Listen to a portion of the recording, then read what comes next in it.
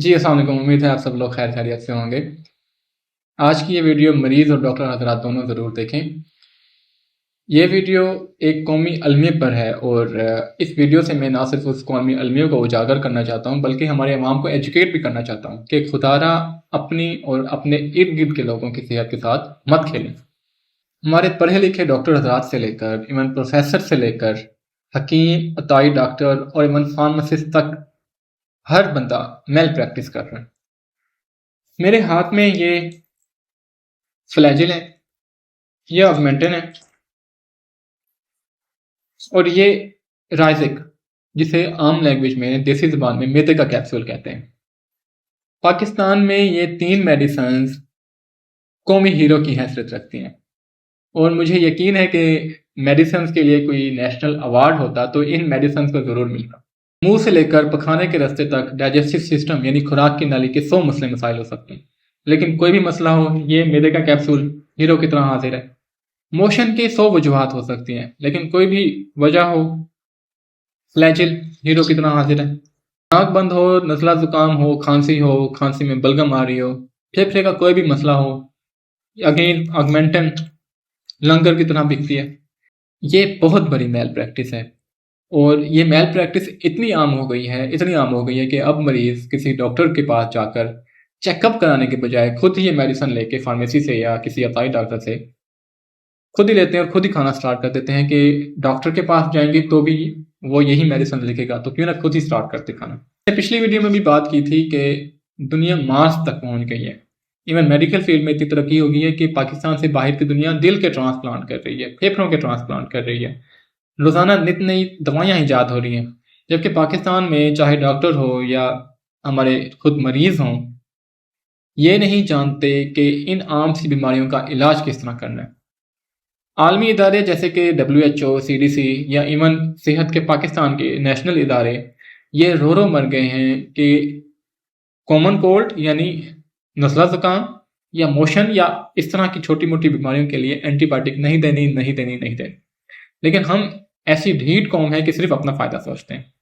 मरीज़ किसी अच्छे डॉक्टर को जाकर चेक करवाने के बजाय कुछ पैसे बचाने की खातिर खुद ही ये दवाइयाँ लेकर खाना स्टार्ट कर देता है। इस मेल प्रैक्टिस की एक वजह यह भी हो सकती है कि खुद मरीज़ बाधित होते हैं कि डॉक्टर साहब मैदे का कैप्सूल भी लिखते हैं, फ्लैजिल भी लिखते हैं। लेकिन देखिए डॉक्टर आप हैं, मरीज़ को एजुकेट करने की जिम्मेदारी आप पे है। मरीज़ बनाने के लिए या इस खौफ से कि मरीज़ की बात ना मानी तो वो दोबारा चेकअप कराने नहीं आएगा या किसी और डॉक्टर के पास जाके चेकअप कराने लग जाएगा, सिर्फ अपने फ़ायदे के लिए ये सब करना ये क्रिमिनल नेग्लिजेंस है। देखिए जी, मोशन हो या नज़ला ज़ुकाम, इनकी सबसे आम वजह वायरल इन्फेक्शन है, जबकि ये ऑगमेंटन, फ्लैजिल ये एंटीबायोटिक्स हैं।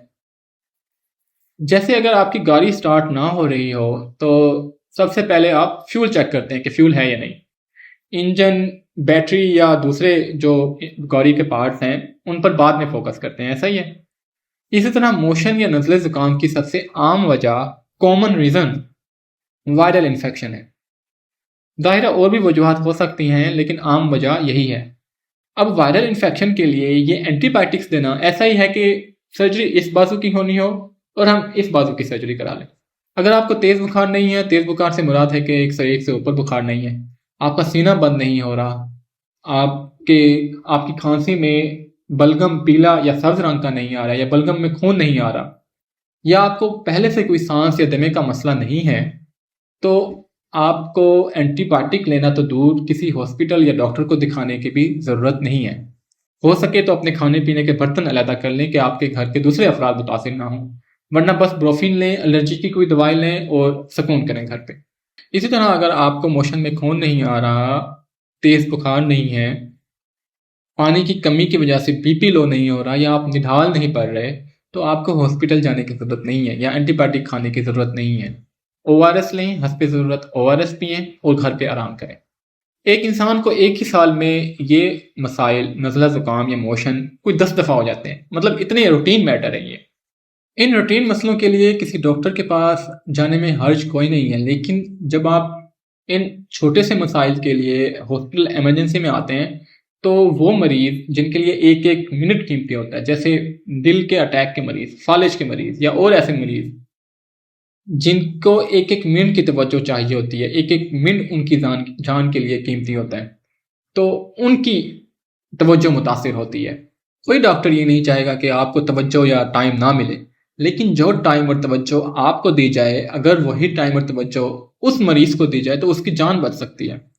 مجھے یقین ہے کہ میری اس ویڈیو سے کوئی خطر کا فائدہ نہیں ہونا، لیکن اگر ایک انسان بھی اس ویڈیو سے متاثر ہو کر اپنی پریکٹس ٹھیک کر لیتا ہے، چاہے وہ مریض ہو یا ڈاکٹر، تو میری ویڈیو کا مقصد پورا ہو جائے گا۔ اپنی اور اپنے ارد گرد کے مریضوں کی صحت کا خیال رکھیں۔ شکریہ۔